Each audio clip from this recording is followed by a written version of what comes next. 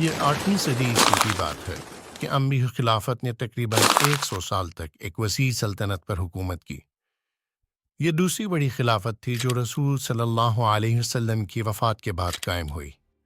اپنی طاقت کے عروج پر اموی خلافت تاریخ کی 7ویں سب سے بڑی سلطنت تھی، جس نے اپنے علاقوں کو دنیا کے تقریباً ہر کونے تک پھیلا دیا تھا۔ لیکن خلافت کی تاریخ کے آخری سال مسلسل انتشار اور اندرونی کشمکش کی وجہ سے نشان زدہ تھے، اور پھر مشرق میں ایک نیا خاندان جنم لے رہا تھا۔ عرب حکمران اشرافیہ اور سلطنت کے زیادہ تر غیر عرب باشندوں کے درمیان اموی خلافت کے اندر کئی دہائیوں سے نسلی کشیدگی پھیل رہی تھی، جو اموی اشرافیہ کی طرف سے کیے جانے والے امتیازی سلوک سے ناراض تھے۔ دوسرے درجے کے شہریوں کے طور پر سلوک کیا جاتا تھا۔ غیر عربوں کو انتظامیہ کے اندر اعلیٰ عہدوں سے خارج کر دیا جاتا تھا، اور فوج کے اندر افسر کور میں خدمات انجام دینے سے روک دیا جاتا تھا۔ اکثر جزیہ ٹیکس ادا کرنے پر مجبور کیا جاتا تھا۔ یہ تناؤ جلد ہی 729 عیسوی میں عظیم بربر بغاوت کے بعد ختم ہو گیا، جس کا پہلا نشان تھا خلافت سے علیحدگی۔ جب مغرب کا بیشتر حصہ امیوں سے ہمیشہ کے لیے ٹوٹ گیا، بربروں کی علیحدگی پوری خلافت میں گونجتی رہی اور مزید پیش رفت کے لیے ایک سہارے کے طور پر کام کر رہی تھی۔ 6 فروری 743 عیسوی کو خلیفہ ہشام کا انتقال ہوا اور اس کے بھتیجے الولید دوم نے اس کی جگہ لی۔ تاہم الولید کی جانشانی کو اموی اشرافیہ کے کئی ارکان نے اچھی طرح سے قبول نہیں کیا، اور سلطنت کے ارد گرد عدم اطمینان بھی تھا، کیونکہ نئے خلیفہ مذہب یا ریاست کی حکمرانی سے زیادہ دنیاوی لذتوں میں دلچسپی رکھتے تھے۔ ابھی زیادہ عرصہ نہیں گزرا تھا کہ تخت کا دعویدار کھلی بغاوت میں اٹھ کھڑا ہوا۔ اپریل 744 میں یزید سوم دمشق میں داخل ہوا، اس شہر پر قبضہ کر لیا اور خود کو خلیفہ قرار دیا۔ اس وقت الولید کے زیادہ تر پیروکاروں نے اسے چھوڑ دیا اور آخرکار اسے شکار کر کے ہلاک کر دیا۔ یزید کا دور زیادہ عرصہ نہیں چل سکا۔ صرف 6 ماہ بعد نئے خلیفہ کی موت ہو گئی، جس نے دائرے کو مزید غیر مستحکم کر دیا اور ایک نئی طاقت کا خلا پیدا کر دیا جو اندر ہی اندر افراتفری کو تیز کرنے لگا۔ یہ وہ مقام تھا جب اس دور کے مرکزی کرداروں میں سے ایک نے اٹھ کر تخت کے لیے اپنی بولی لگائی۔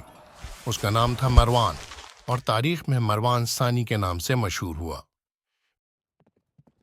پہلے آذربائیجان اور آرمینیا کے گورنر کے طور پر خدمات انجام دینے کے بعد مروان نے خلافت کی شمال مغربی سرحدوں پر بازنطیوں اور خزاروں کے خلاف متعدد مہمات کی نگرانی کی۔ اپنے ذاتی تجربے اور تجربہ کار فوج کے ساتھ مروان نے شام کی طرف کوچ کیا، اور ایک دوسرے مد مقابل کو جنگ میں شکست دینے کے بعد دسمبر 744 میں پرامن طریقے سے دمشق میں داخل ہوا۔ شام میں متعدد محاصروں اور لڑائیوں کے ساتھ خطے کو مکمل طور پر پرسکون کرنے میں مزید 2 سال لگے، لیکن جب مروان شام میں بغاوتوں کو کچلنے میں مصروف تھا، مصر اور عراق دونوں اس کی حکومت کے خلاف اٹھ کھڑے ہوئے۔ خلیفہ کو مصر کی طرف ایک بڑی فوج بھیجنے پر مجبور کیا گیا اور وہاں کی بغاوت کو کامیابی سے کچل دیا گیا۔ اس کے بعد اس نے شام میں اپنی فوجوں کو متحرک کرتے ہوئے 746 کے موسم گرما کے اواخر میں الغز میں باغی فوج کو روکنے کے لیے مشرق کی طرف دوڑ لگائی۔ باغی رہنما کو کامیابی کے ساتھ مار ڈالا اور اپنی فوج کی باقیات کو بالائی میسوپوٹیمیا کو ترک کرنے پر مجبور کیا۔ مروان کے خلیفہ کے عہدے پر فائز ہونے کے بعد یہ مسلسل ہنگامہ آرائی تیسرے فتنے یا تیسری مسلم خانہ جنگی کے نام سے مشہور ہوئی، جو اس کے زیادہ تر دور حکومت تک جاری رہی۔ لیکن جس طرح مروان شام اور میسوپوٹیمیا میں اپنی پوزیشن مستحکم کرنے کی کوشش کر رہا تھا، اسی طرح مشرق میں بغاوت کا ایک اور جھنڈا بلند ہوا۔ یہ عباسی تھے جو خراساں کے شمال مشرقی صوبے سے تھے۔ عباسی ایک عربی خاندان تھے جو محمد صلی اللہ علیہ وسلم کے سب سے چھوٹے چچا کی نسل سے تھے۔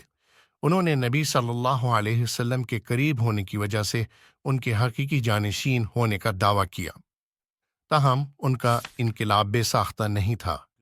اس کے بجائے یہ دہائیوں کی طویل منصوبہ بندی اور تیاری کا نتیجہ تھا۔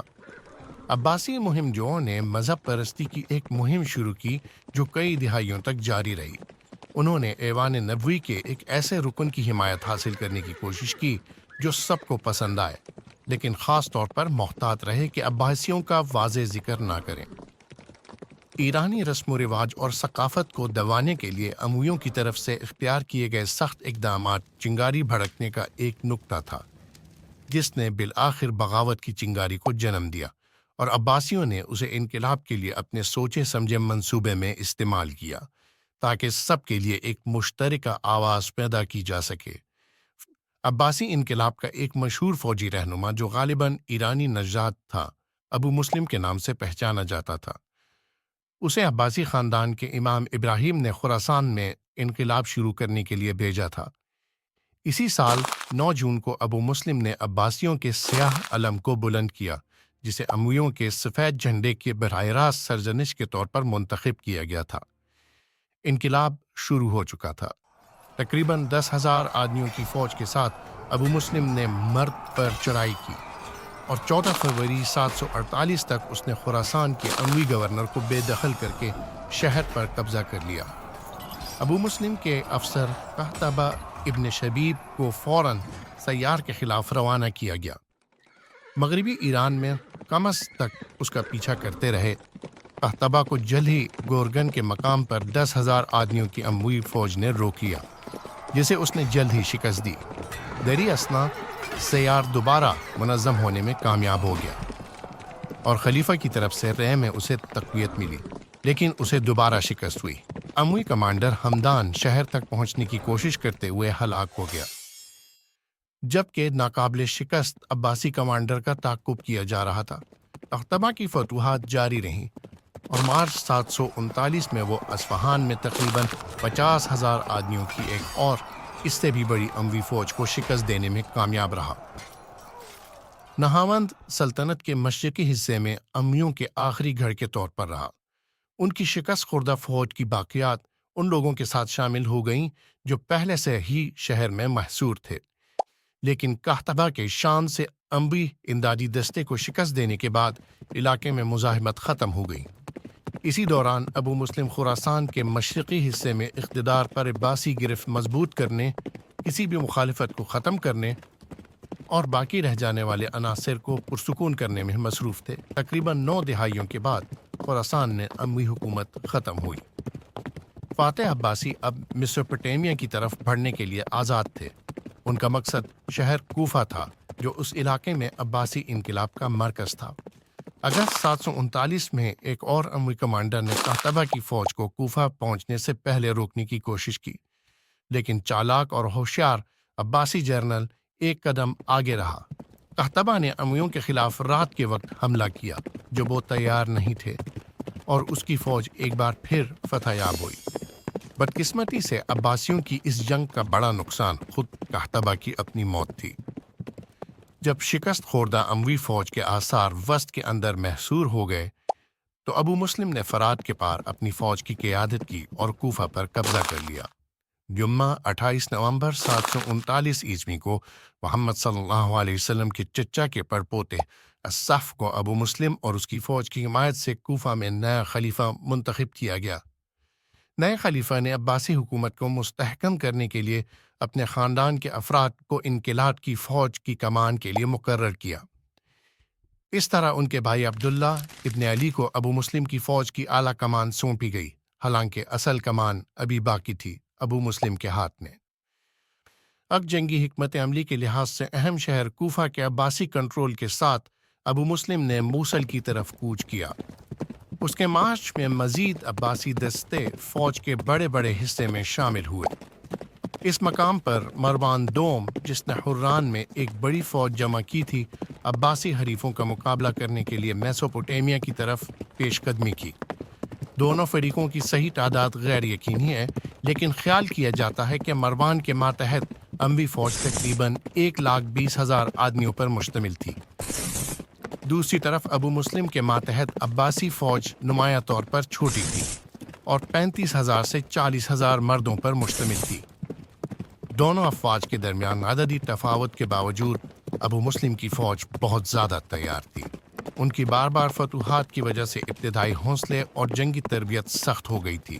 جبکہ اموی فوج کی مروان کے لیے حمایت ہلکی پھلکی تھی اور ان کے حوصلے کو نقصان پہنچا تھا۔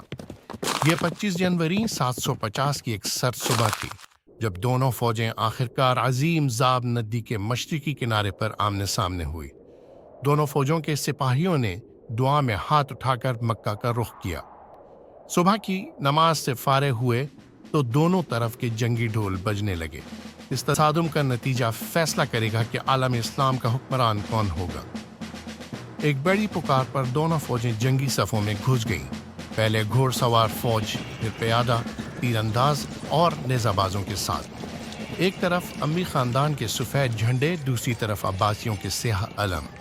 عباسی سپہ سالار جانتا تھا کہ اپنے دشمن کی زبردست طاقت پر غالب آنے کے لیے اس کی فوج کو ثابت قدمی پر بھروسہ کرنا ہوگا، نظم و ضبط، عزم اور حکمت عملی۔ جبکہ اموی خلیفہ کا جنگی منصوبہ اس کی بڑی فوج کی سراسر وحشیانہ قوت اور اس کے گھوڑ سوار دستے کی مشہور طاقت اور رفتار پر بہت زیادہ انحصار تھا۔ ایک اشارے پر دونوں فوجوں کی مڑبھیڑ شروع ہوئی۔ ہزاروں تیر چھوڑے گئے، ہر طرف کمزوریوں کی جانچ پڑتال اور اپنے مخالف کی لچک کو جانچنے کے ساتھ جلدی تیروں کی برسات تھم گئی اور تیر انداز اپنی اپنی صفوں کے پیچھے ہٹ گئے۔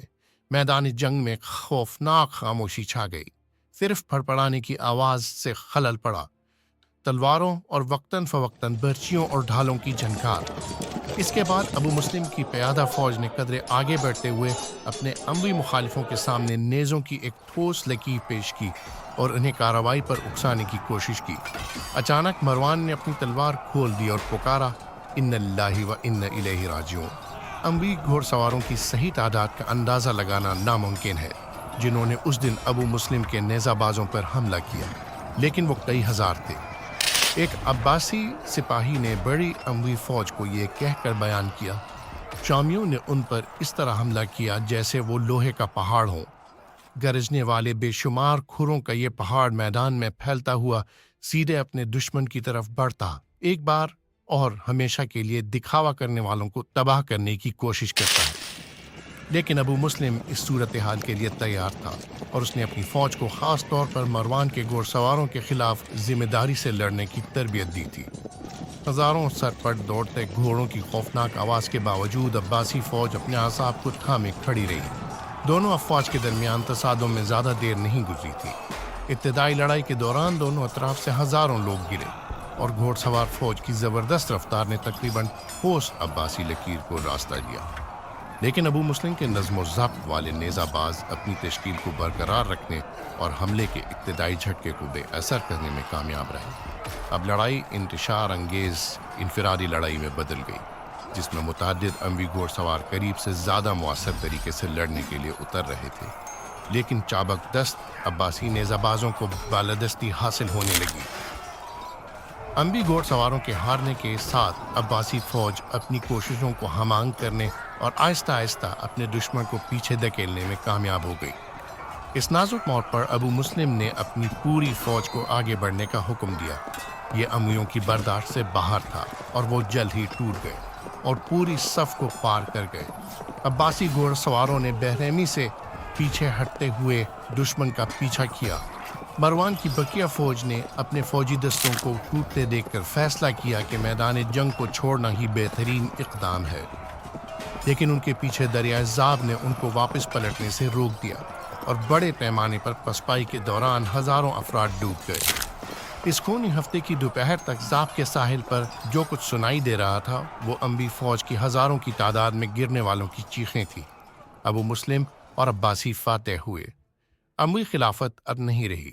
مروان شام اور پھر مصر کی طرف بھاگ کر جنگ کے قتل عام سے بچنے میں کامیاب ہو گیا، لیکن اس کا پیچھا کیا گیا، پکڑا گیا اور آخرکار اسے پھانسی دے دی گئی۔ فاتح عباسیوں نے تقریباً پورے اموی خاندان کو ختم کرنے کے لیے ایک مہم چلائی۔ اپریل تک دمشق فتح ہو گیا، جس نے مسلم دنیا پر شام کے تسلط کو مؤثر طریقے سے ختم کر دیا۔